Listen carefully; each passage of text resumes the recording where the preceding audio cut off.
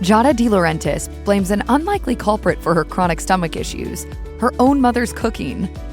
Sugary breakfast cereals are on average infused with nearly 20 grams of sugar, but only 2 to 4 grams of protein. But Giada De Laurentiis can't eat anything that produces a big spike in her blood sugar early in the morning, so she avoids a sugar crash by eating more wholesome grains at breakfast, like oatmeal, flavored with a bit of olive oil and some sea salt. Occasionally, she sweetens the meal with some spiced mandarin oranges. Going this route means De Laurentiis has more stable blood sugar due to these grains being less processed than most breakfast cereals. The combination of healthy fat, admirable levels of fiber, and a solid source of plant-based protein prevents her blood sugar levels from spiking. Incidentally, this way of eating is more in line with how Italians generally eat in the morning. In this respect, De Laurentiis' breakfast solution allows her to combine foods that are authentically Italian in spirit with some healthier food choices for a more blood sugar-friendly morning meal. If you want your attitude toward food to change instantly, try having a kid. At least, that was the case for De Laurentiis when she became pregnant with her daughter, Jade. Eating for two changed her body and her mindset. De Laurentiis changed her big eating habits by introducing new micro-habits into her routine. For instance, being pregnant encouraged her to gradually trade bites of chocolate for more organic fruits and vegetables. Unsurprisingly, she felt better after she changed her diet. What may be surprising is that even after Jade was born, De Laurentiis didn't revert back to her old habits, even though she no longer ate for two. What became important to De Laurentiis post-pregnancy was introducing Jade to the Italian food culture she grew up in. According to Time Out, she has additionally tried to teach her daughter about portion control. If Jade wanted to eat something that's less nutrient-dense, like yellow cheese or little fish crackers, De Laurentiis gave her a Dixie cup filled with the snack, and that was Jade's portion.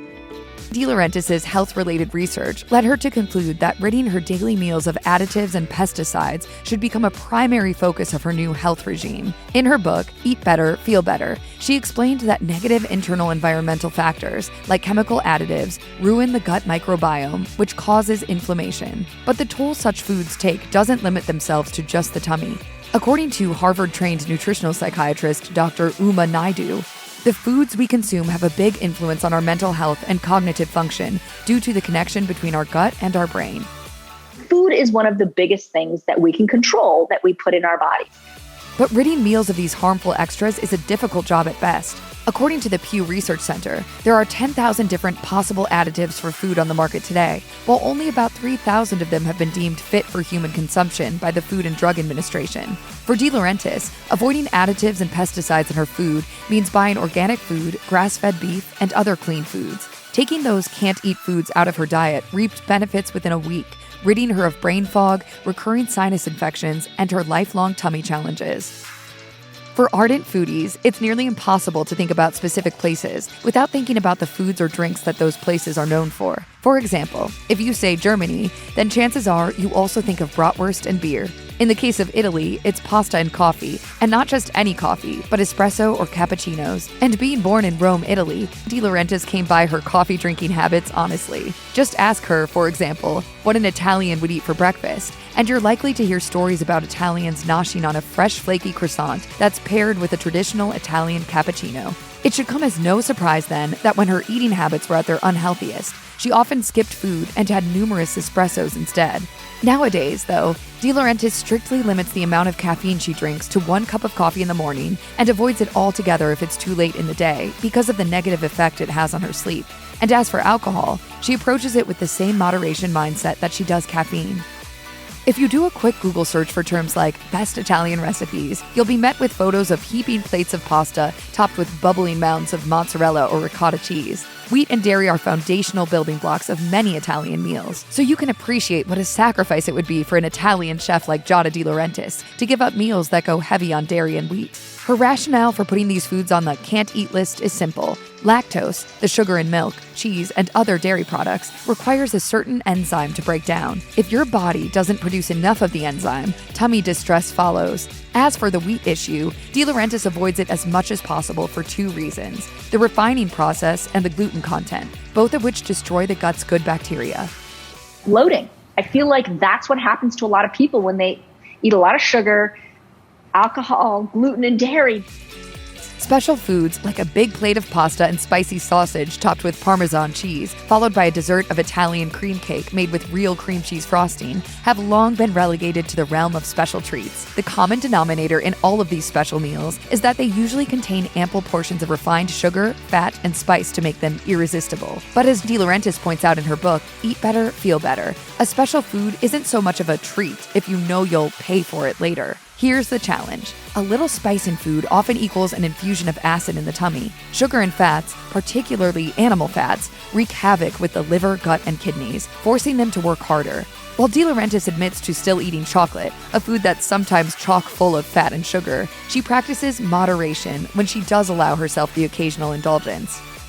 As it turns out, modern eaters pay a lot for convenience foods, like Hot Pockets and TV dinners. And we're not just talking about the price. These prepackaged foods are synonymous with processing and are often filled with toxins. But it's not just prepackaged foods that contain them. Certain red meats and species of fish do too. These can include substances like cadmium, lead, arsenic, and mercury, to name but a few. Cooking the fat out of the meat reduces the likelihood that these toxins will be eaten by humans. However, according to the Institute of Functional Medicine, it doesn't reduce the exposure that some foods get from the plastic containers or takeout boxes they're housed in. On the advice of Dr. Deborah Kim, De Laurentiis gave up eating certain kinds of meat and fish, except on rare occasions because of such toxins.